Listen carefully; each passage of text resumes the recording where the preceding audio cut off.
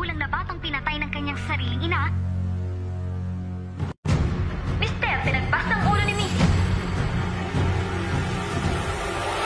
Nagpupuyo sa galit ang pamilya ng pinaslang na dalagitan Tinawag ng suspect niya tatlong batang anak ni Estrella. Matang ang mukha at iba pang parte ng katawan ng biktima. Matapos pagsasaksakin ay hinahasa pa umano ng Ang ina ng mga ito at ang bulag na lola nila sa kanilang pamilya. Pinagbilang ng may kalabasa ang iba at lumalabas pinagbilang ng mga ina ng mga ito at ang bulag na lola nila sa kanilang tahanan sa mga pamilya.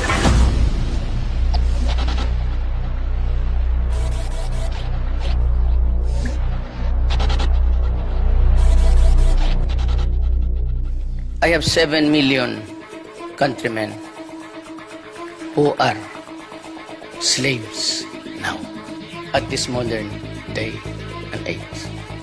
They are slaves to a drug courtship. Sa kabila ng kaliwat ka ng batikos na inaani ng kasalukuyang administrasyon sa loob man at labas ng bansa, I have declared war against the drug syndicates in this country.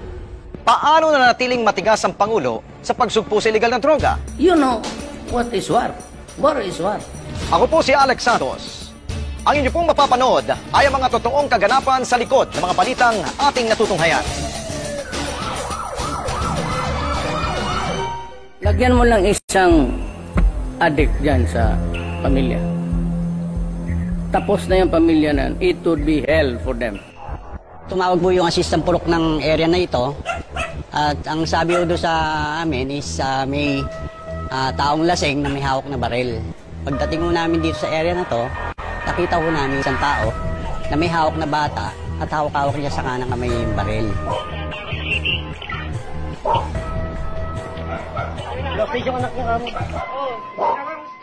After nun, may isang civilian na pulis na taga rito ang naglakas loob na lumapit sa kanya.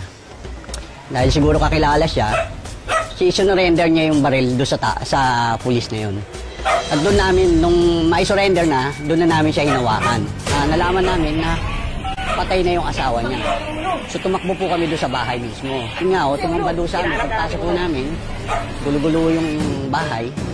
At hanggang doon sa kusina, doon namin natagpuan yung labi ng babae na hindi namin inakalang pagutang ulo.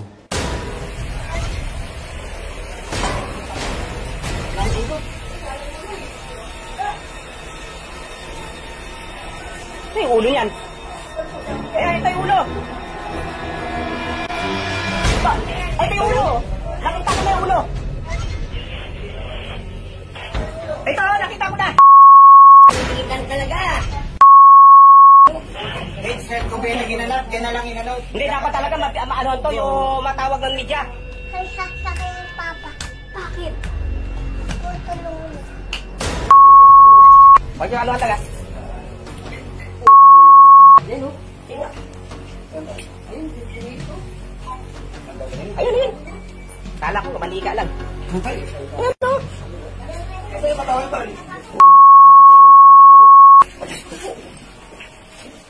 How many millions are affected by drugs? The social dysfunction that it creates in the average family. Before yung nangyari nung araw na yun, nabalitaan din namin doon sa aming assistant purok na 1 week na nag-aaway yung mag-asawa. Pagka gumagamit daw ng drugs yung asawa niya, tamang hinala.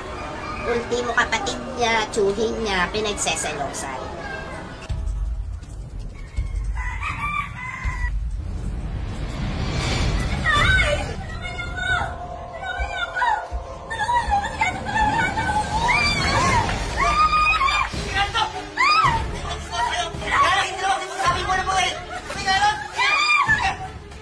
One time, pumasyal siya dito na ang dami niyang pasak at saka basag yung ilong niya. Pinali daw siya ng isang. Nakikiusap siya sa akin na magtago daw muna siya lang kahit ilang araw lang. Nung insidente kasi na yon, nangyari yon, hawak niya yung kanyang anak sa labas ng bahay nila na may mga responding barangay, nakita siya na hawak na yung baril, kaya na-alarma yung mga kapitbahay niya.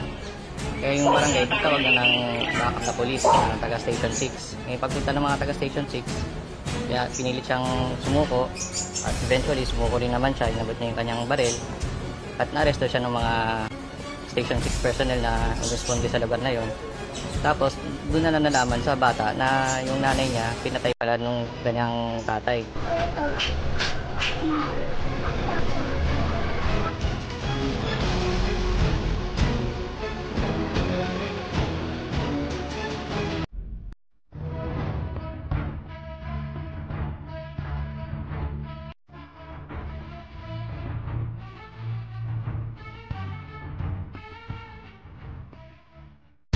Is it wrong to say, if you destroy my country, I will kill you?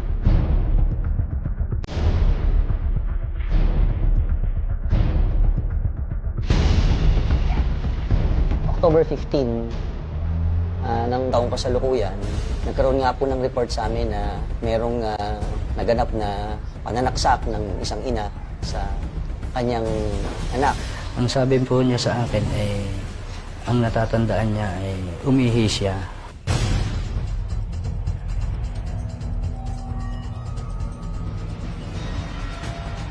Bigla na lang napansin niya na yung kanyang mami ay may dalang gunting. At bigla na lang siyang pinagsasaksak ng gunting. Habang tumatakbong palabas ay hinahabol ng saksak ng mami ng gunting. Nakaupo na nga po yung bata, nakaganon na, sinasaksak pa ng gunting dito sa bato, kaya ang daming tama niya dito, tsaka sa mga braso. Akala ko nga po normal away lang ng mag-ina yun. Lumabas ako ng bahay, nakita ko nagmamadali lumabas yung nanay. Yung nanay nagmumura na, impakta ka, nananggal ka, ganun po yung sabi.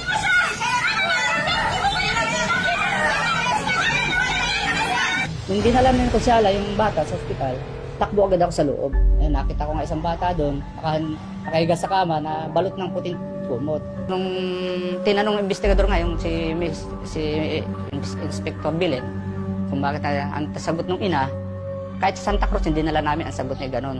Kasi dinudukot nga daw niya yung bunga nga nung anak, may hinahabol daw yata siyang rosaryo. Na kung hindi daw niya natanggal yun, ay mamatay siya. Sabi nung bumubulong sa kanya. Nung dumating yung mga pulis ay nadat na nila na basang-basa yung bata at pati kama at hubot-hubad yung bata. Gusto ko nga sanang suntukin yung nanay, hindi ko naman magawa kasi ayaw ko pong madumihin yung pangalan ko eh. Kahit nga po yung pulis, nagalit din sa kanya, kahit po ano-ano sinasabi ng nanay, manananggal daw, mangkukulam, ano po, ganun po yun.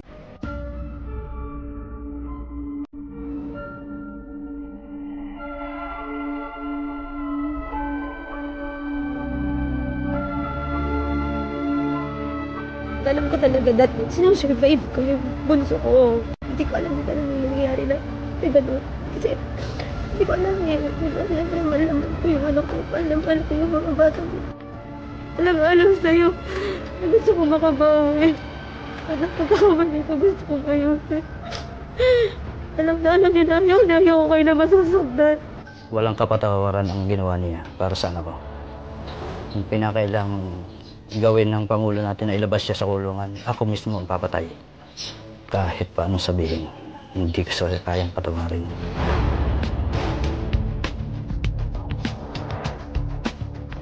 Yabo shrinks your brain. And when it is shrunk, you are a living dead. Pag ang breadwinner tumaob. So ang methamphetamine hydrochloride is actually the most commonly abused substance in the country. It is also considered as one of the most addictive substances on the planet, which causes depression. If you're dependent already, nagkakaroon ng depression or hyperfunction ng brain. Another problem with abuse of stimulants like shabu is nagkakaroon ng impulse control problem. Naapektuhan yung kailang impulse control.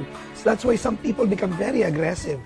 Some people also can do things that are not really part of their nature. And once the effect of the drug is gone, they're back to normal. Kaya nga itong batas itong daan. Nagawa itong parehadawan daan. Patungo sa luwalhati.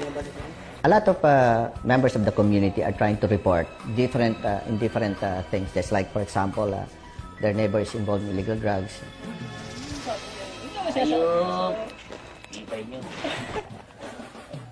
We conduct operations kasi sabi nga nila, that's the only way that they can clean their community of illegal drugs. Hindi na ako makakuha ng dos dyan. Kulang na. Ano ka ba? Kaya kayo humigot ng ganyan kayo? Kasi, pasarado ko na yung tinti.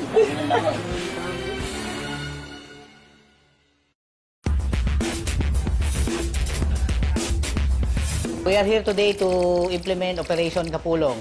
Our mission is to implement search warrant number... Sa araw na ito, isang search operation ang isasagawa ng Philippine Drug Enforcement Agency o PDEA laban sa mga natiktikang residente ng Tondo, Maynila. Ito yung picture ng target personality natin. Tulog pa siya. si alias Onyok. I-distribute natin yung yung hard copy yung picture. Ito pa. Babae ito babae Always treat natin na armed and dangerous yung target natin. So, wala muna magre-relax hanggat di tayo nakakaalis sa area.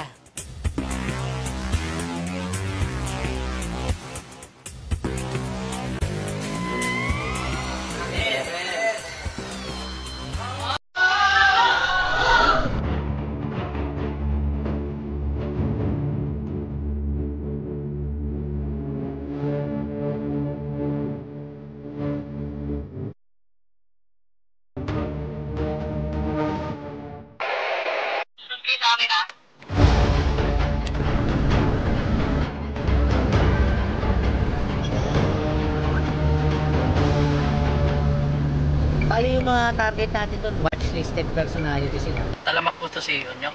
Isa po siya sa mga source doon sa lugar na yun. Base sa sumbong ng barangay, usually sila yung binabagsakan doon sa lugar.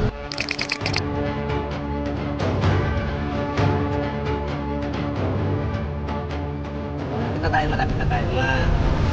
100 meters. Ito na ba yun? Di ba? Sandali lang, tapat mo.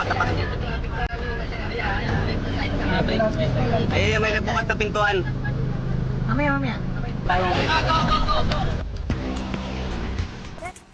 Ay, hold mo yan. Hold mo yan, pare. Dito. Agad pinasok ng mga ahente ng PDEA ang bahay ng main target nilang si Onyok.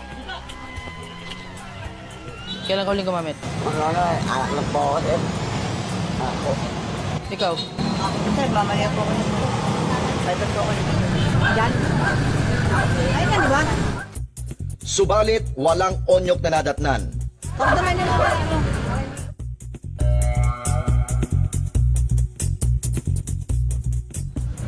Yung mga nabutan natin sa area, mapa-identify ba natin yung kung i-release o ano? Kailan ka uling gumamit po yan? 29?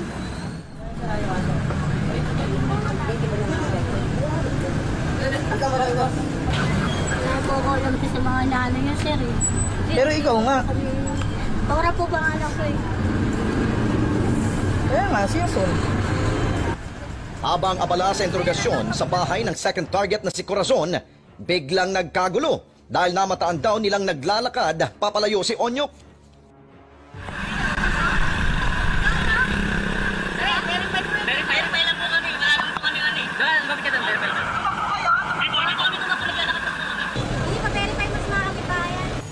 Kamukha. Naglalakad lang po. Dahan-dahan lang po kami, lakad lang po. Kain lang po. Sabi niya po, huminto muna kayo. Huminto po kami. Tama lang kayo dalang ID. Meron po ako sa bahay lang po. Susunod, magdala kayo ng ID nyo pag maalis kayo. Sige. Opo, sir. Pinakawalan din ang dalawa.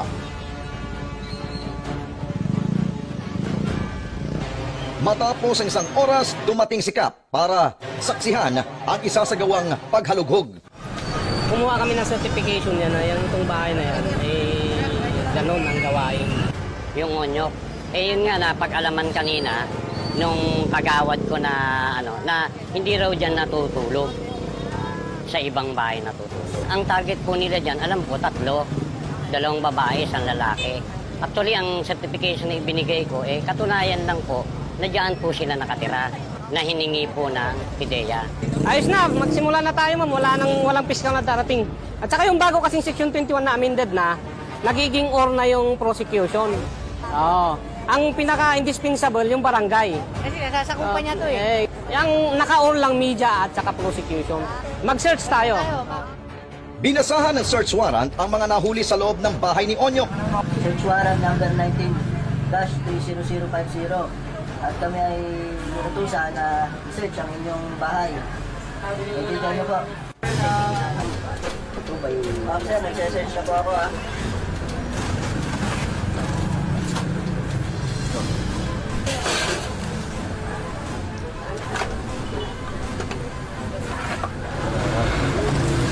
Ito, pinaggamutan.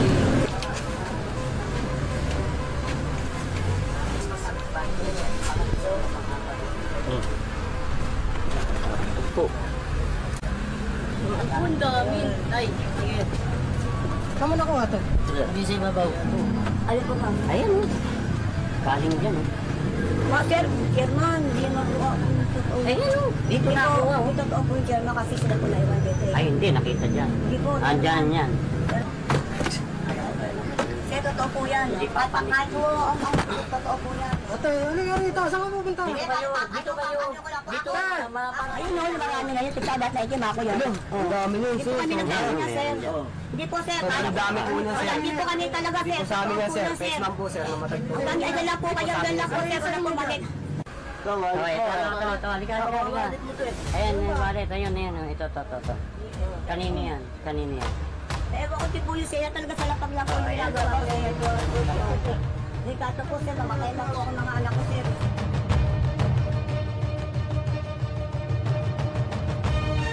Ate, umakyat ka rito! Umakyat ka dito! May violation ka na! Arestado ka na! Oo nga po. Sumunod na hinalugog ang bahay ni Corazon. Search warrant number 19-30051. People of the Philippines versus Corazon Angeles at Ason Josefina Puno at Ising and their cohorts. Pirma na lang po dito sa nino. Tatlo po. Katunayan lang na nagpunta kami dito at Ito po. binasa po yan sa inyo. Opo. Binasa, search warrant. Issue kay Judge. Kaya nga po, bakit ako? Wala naman po ako nalalaman dito. Madalas kaya ako nasa barangay ako nagsusubutan. Ganito pala inabot ko. May perma na. Pirma lang po dito. Ito po ate. Hindi tayo matatapos.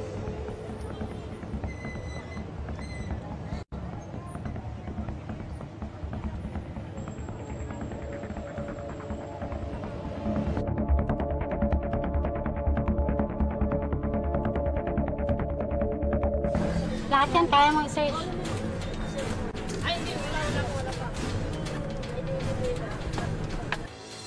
Pero sasa, hindi ko na pag-aari yan. Wala na ako ano yan. Pag ako yung nito, bakit ako napunta? Bakit ako nagkaroon na dyan? Bakit ako ba? Sino ba po ako nagkaroon buhay na ganyan? Yan si Chairman, lagi ako tumatakbo dyan eh. Meron po, sir. Sabi ko naman po sa inyo, ma'am, iba yung nakatira sa taas. Kaya ate, basahan na kita ha. Basahan mo ako sa kasalanan. Kami ay mga ahente ng PIDEA. Ikaw ay aming naaresto sa salang paglabag sa A9165 o ang komprehensibong batas ukol sa pinagbabawal na gamot. Hindi ko po naintindihan kasi po naman po talaga ako ano yan. Nakakuha na may git 16 na gramo ng shabu sa bahay ni Corazon. At may git 16 na gramo rin ng shabu ang nakumpiska sa bahay ni Onyok.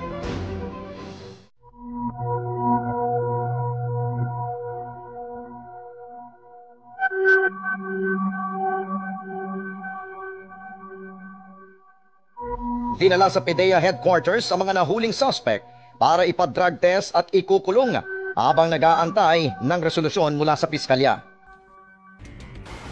Ito nga po yung trabaho hindi mo pwedeng ipagmalaki. Dahil pag pinagmalaki mo masusunog ka naman. Ang katulad po namin mga agent, nag-undercover po kami. Ngayon, kung mas maraming nakakaalam na agent ka, para kang may kitong na iwasan ka ng mga target.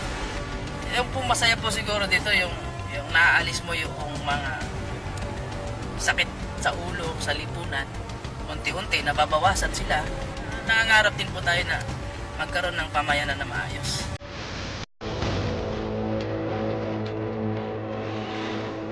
Dahil po, maganda po yung tinatahak natin. Sa tingin ko, we are willing the war on drugs naman.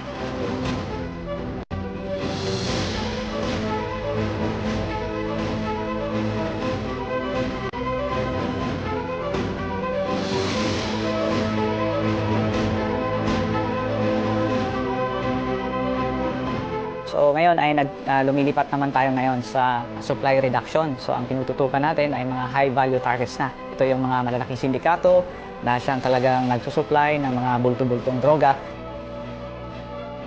Sa magkahiwalay na operasyon ay sinagawa ng PIDEA at PNP. Milyon-milyong halaga ng shabu, mga parapernalya at hindi pa matukoy na dami ng white crystalline substance ang nasabat ng mga otoridad.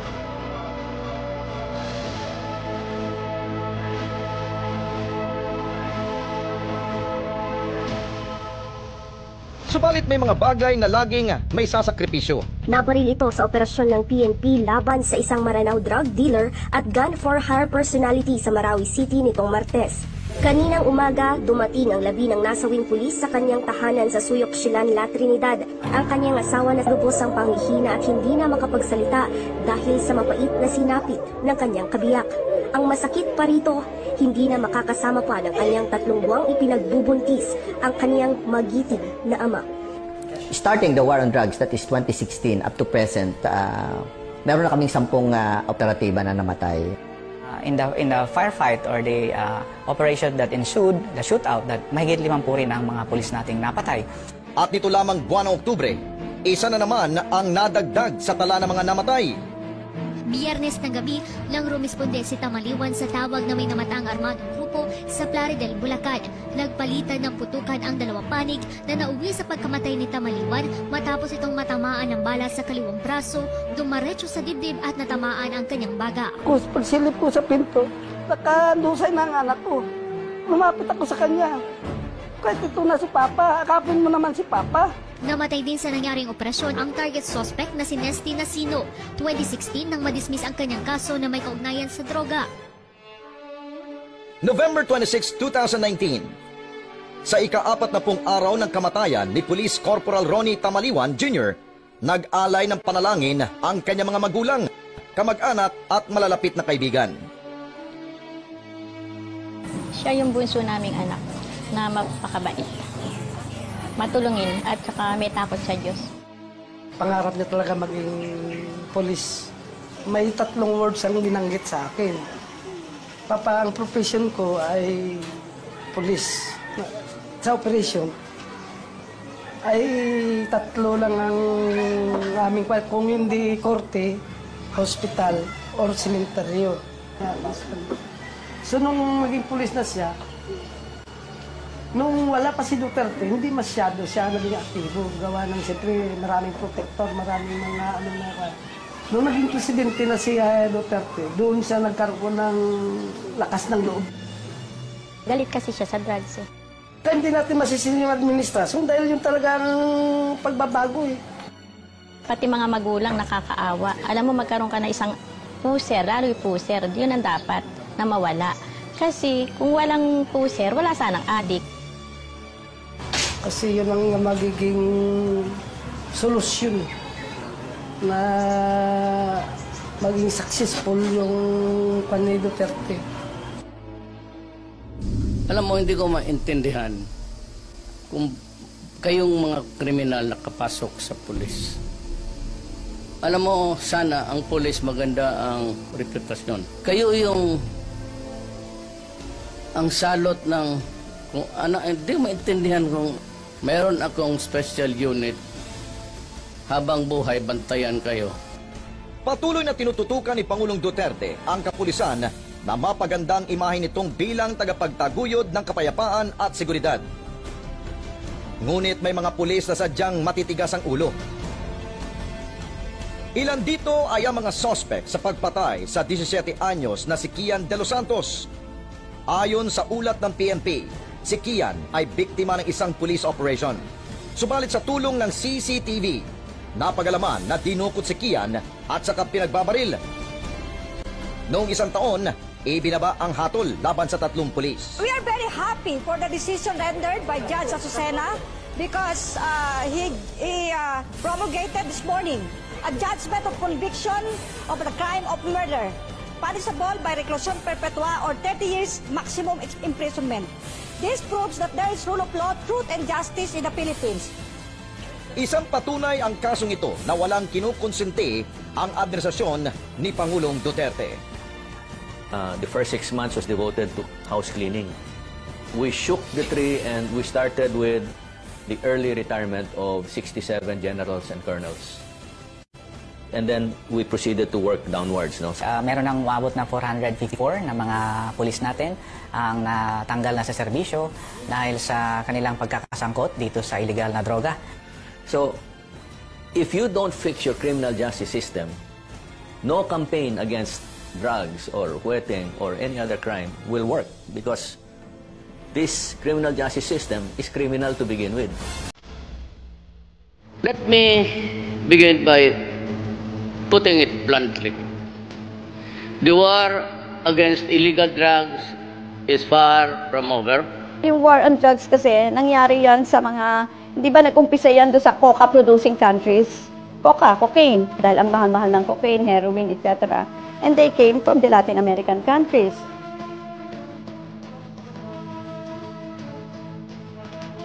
Unang naitala sa kasaysayan ng paggamit ng illegal na droga sa Pilipinas ang opium.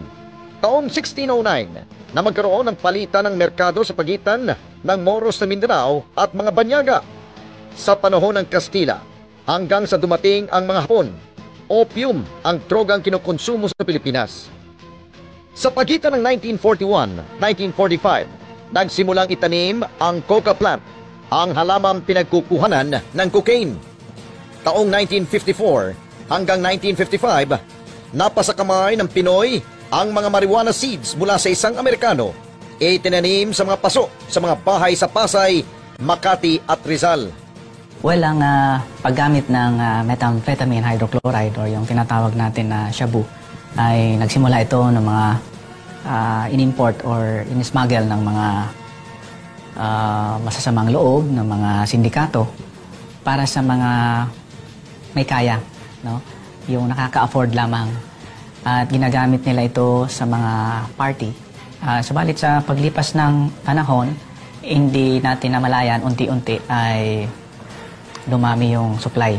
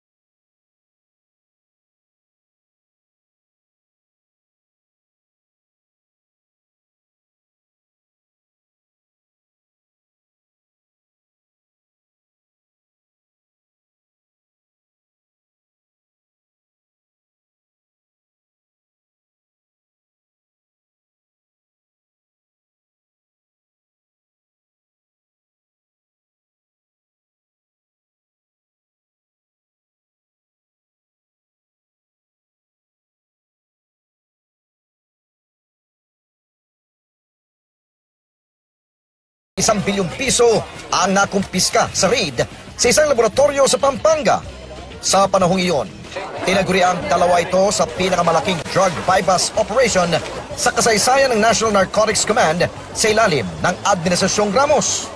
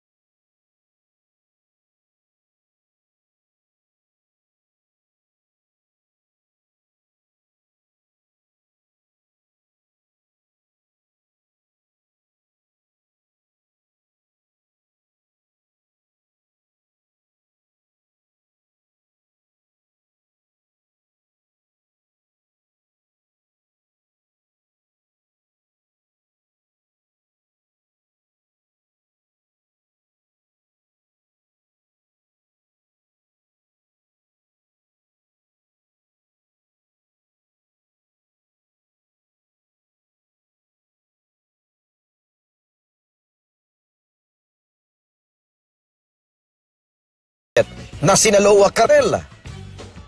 Subsequent administrations did not really pay attention to drugs until Duterte came. That is why I have resolved that no matter how long it takes, the fight against illegal drugs will continue because that is the root cause of so much evil. Without seeing the President in the front row, on the forefront of fighting a war against illegal drugs, hindi rin kami lalakas ang loob. That's why we are thankful that we have a President na hindi takot, na nasa harapan parate at hindi nang iiwan. The news that you hear every day about the floating drugs all around the country. This is now the biggest problem the Philippines is facing in terms of smuggling through seaports, airports, through our coastlines, through parcels and mail systems. So ito yung mga pamamaraan kung saan pwedeng ipasok ang droga sa atin. Positive na po talaga to. Positive na talaga. Pakainin ng tubig. Walang makita. Ay. It's Shabu nga eh. Tingnan mo. Now, magtanong kayo ang Pilipinas. Are we or are we not a narcotic country? Yes, we are. I will recall the days when ako'y nasa DILG.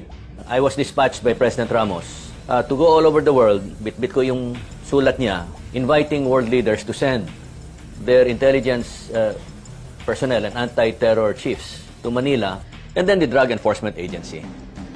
Nung binisita ko yung Drug Enforcement Agency, kausap ko yung hepe nila. Binanggit niya na, oh by the way, ang Pilipinas ay lumalabas sa aming radar. Emerging yung narco-politics sa inyong bansa. At kung hindi niyo mapantayan ng mabuti, hindi niyo makontrol yan, ay baka magiging narco-state kayo kagaya ng Colombia. At that time, ang kinikilalang mga sindikato were Chinese triads, like the 14K and the Bamboo Gang. Much later on, we found out na kasama na rin mga Mexicano, saka yung mga taga-Nigeria, no? Halo-halo na. There must be a been to Davao. O, tingnan mo ang Davao. Bakit tahimik? Itong wala ng tao. Wala na naglaklakad sa daan. Yan lang sa convenience store. Walang droga. Sinunod ng pulis ang gusto ko. Pag sinabi ko sa kanila, gawin mo yan, ginagawa. Pinakamalaki at ikatlo sa pinakamataong syudad sa bansa ang Davao. Isa rin ito sa pinaka-progresibo at ligtas sa lugar sa Pilipinas. Ang maunlad at mapayapang syudad, ibang-iba sa kinalakhang Davao ng mga residente bago ang termino ni Mayor Rodrigo Duterte. Noong 1986, from Davao del Sur ako, Provincial Commander, then they transferred me to the Davao City Metrodiscom, to Commander. At doon nag-umpisa yung aming pagkaanuhan ni ating Presidente ngayon. Nag-umpisa nga siyang prosecutor doon. Tapos later on, after that, ginawa siyang Vice Mayor. Was he really that tough? Sa pagkakilala ko sa kanya, talagang seryoso, mean siya. Pag sinabi niya, gagawin niya, mga ganon. Saka ang concern niya sa mga tao. Parang sinasabi ho niya, during his time as mayor, hands-on po siya. Kaya nga, minsan nga, yung may mga hostage taking doon, inaano niya ang sarili niya. Siya mismo magpunta doon, He's offering himself? Yes. Ganon katindi ang ating presidente. Yung halos sa lugar-lugar sa Davao City, nandun siya. Alam niya ang sitwasyon. The city mayor organized a Peace and Order Council, and I was appointed to be the action officer. Ang nakita ko kay mayor is very pag evening na yan, lumalabas siya, he goes around. He would visit these mga night spots and try to talk to people in these areas and places, especially when there are groups who might be doing some things, like carrying of drugs, etc. So we were very confident that he is also present when we try to implement what we have already investigated, etc. So we're very happy that President Rody Duterte has always been with us in these ventures.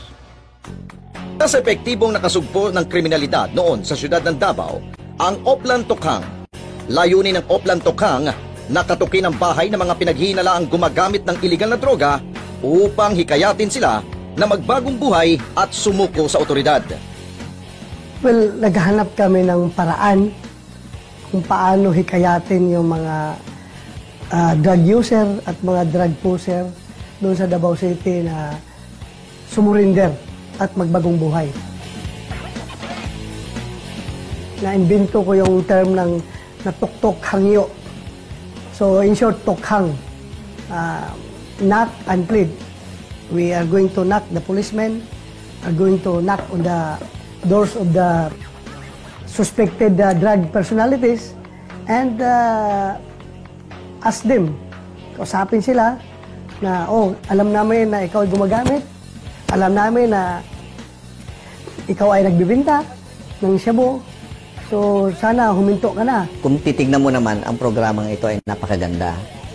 It's just enticing drug offenders just to surrender. That's the reason why we came up with 1.3 million surrenderers because of Oplan Tokhang.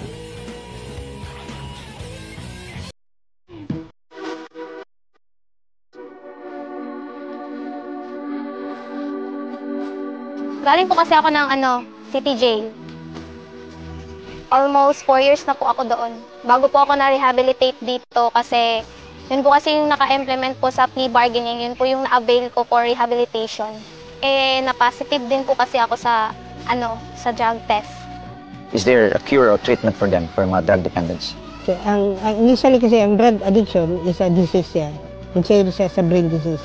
They can be treated pero walang cure. What part of the brain ang talagang pinupunta rin itong addiction, itong drug addiction, especially using shabu? Initially doon sa ang brain stem of the brain, yun sila usually ma-stimulate and then affected, and then yun sila, they keep on using the substance kasi they stimulate yung brain nila . Isa sa matagumpay na produkto ng Davao City Treatment and Rehabilitation Center for Drug Dependents, ang 62 taong gulang na si Ronald. Ikaw bang nagpasya na pumasok dito sa... No, I was caught. Nahuli ako sa public smoking. Okay. Then? Apprehended. So, compulsory an admission ko to the rehab. Yeah. Red-handed, bully? Yeah. Caught in the act. Oo. And you're using what? Shabu. And then I was diagnosed with severe level of addiction. So I had to be treated. Ipinakita sa amin ni Ronald ang pasilidad ng Davao Rehabilitation Center. Dito masaya niyang ikinwento ang mga aktibidad nila noon sa buong araw na humubog sa kanya at sa mga kapwa niya pasyente na matutong makipagkapwa-tao at higit sa lahat, maging disiplinadong mamamayan. Wake up for an orderly bed. Ang rehab kasi meron siyang behavioral shaping tools. Meron naman siyang healing tools. Where we discuss feelings, where we discuss our fears. So actually, ang sharing of feelings makes us, it makes us articulate to ano ba talagang nararamdaman ko. Tinutukan noon ni Mayor Duterte ang Barangay Leon Garcia sa Davao City dahil sa talamak na kaso ng patayan dulot ng iligal na droga. Sa katunayan, pinatutupad ang lingguhang drug testing sa barangay upang masiguro ang kaayusan at malinis na pamayanan.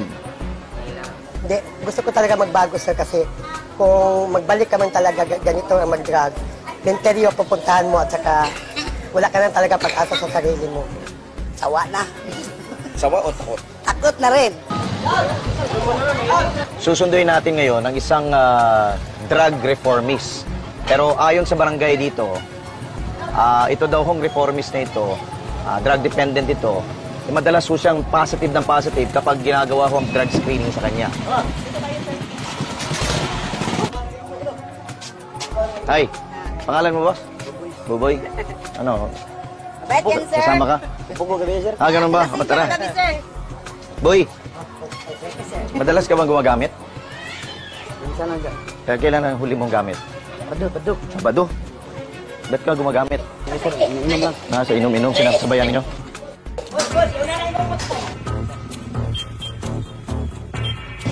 Pero hindi ka naman pusher. Hindi. User ka lang talaga. Oo.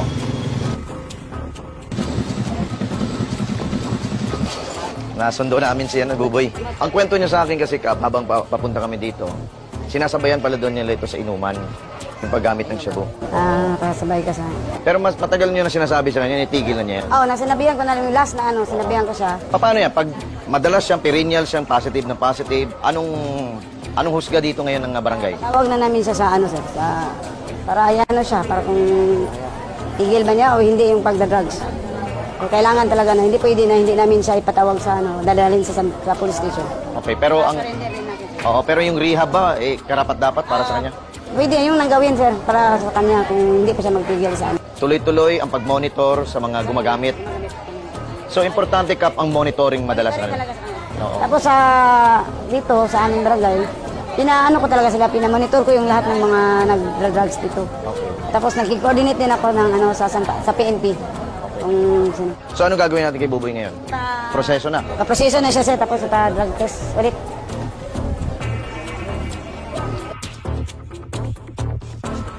Last week, negative ngayon. Positive na. Ito ang result ng niya. Dalawang lines po. Nag-positive siya. Bagamat positibo sa paggamit ng iligal na droga, ang pagsuko at voluntaryong pagpapasailalim sa rehabilitasyon ng barangay ay patunay sa magandang pagtutulungan ng mga residente at gobyerno tungo sa malinis at mapayapang pamayanan. Malaki ang pagbabago sa Davao City mula noong manungkulan si Pangulong Duterte bilang mayor ng syudad sa loob ng 23 taon.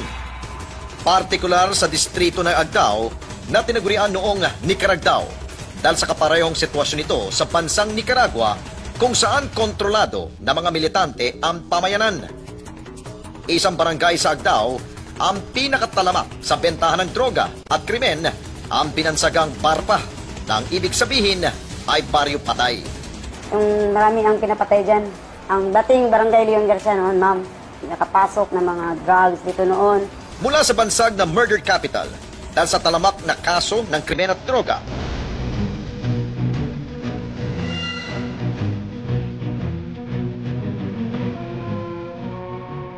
ng pinakamalaking research and data website ang Davao City bilang isa sa 5 pinakaligtas na syudad sa Southeast Asia mula noong taong 2015 bago matapos ang termino ni Pangulong Duterte bilang mayor hanggang sa taong kasulukuyan.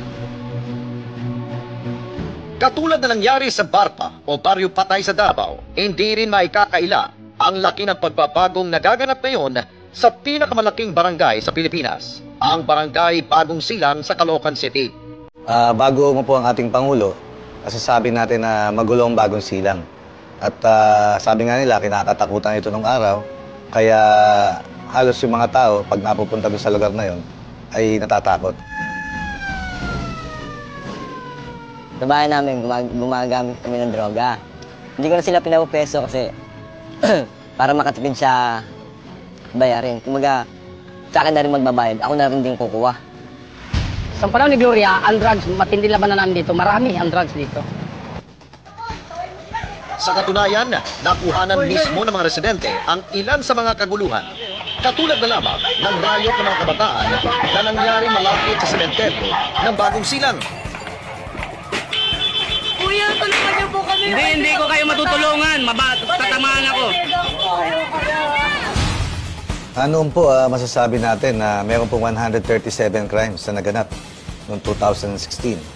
Tapos po, bumaba po ito ng 125 noong 2017. At noong 2018 po, ay naging 88 na lang po yung incident. Hanggang ngayon po, na 2019 ay 46 na lang po ang bilang ng insidente na naganap. Patuloy ang pagbaba ng bilang ng mga krimen kasabay ng pagsuko sa otoridad ng mga hininalang gumagamit ng iligal na droga. Mula sa noong 2016, ang total crime volume ay 580,000 mahigit. Noong 2017, ito'y bumaba na sa 520,000 crime volume. Pagdating ng 2018, nasa 492,000 na lamang. Itong 2019 ngayon, na malapit na rin tayo magtatapos, ay nasa 300,000 pa lamang na level. So makita natin na talagang pababa ng pababa ang bilang ng krimen. Ang civil society takes care of the drug addicts to bring down the demand.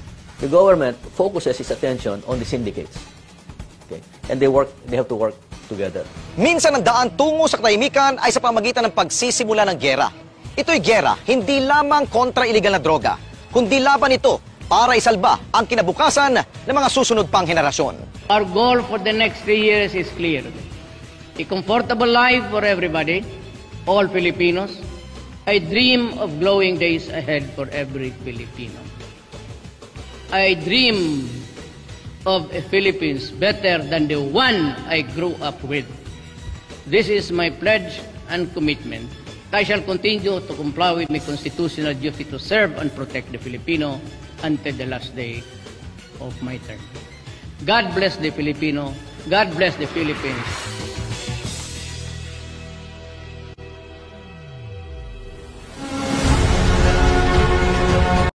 Kami ang boses ng masa, hindi natatakot.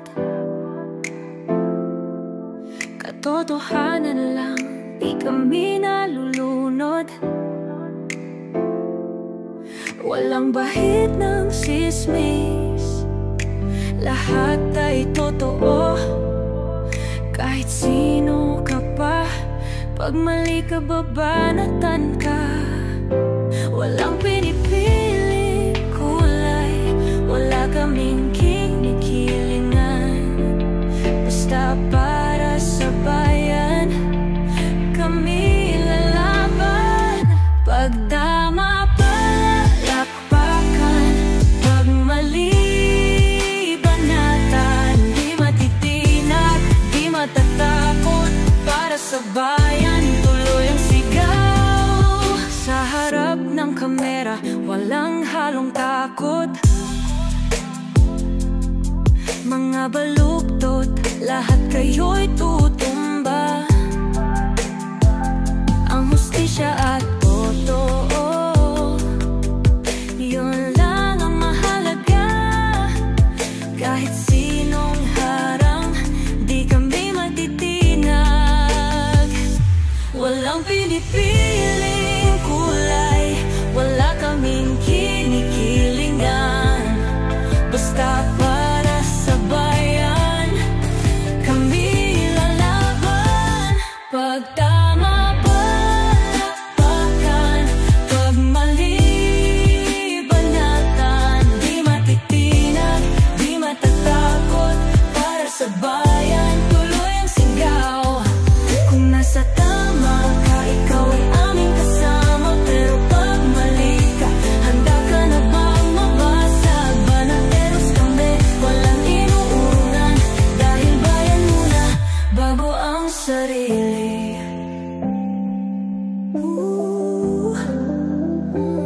Bago ang sarili.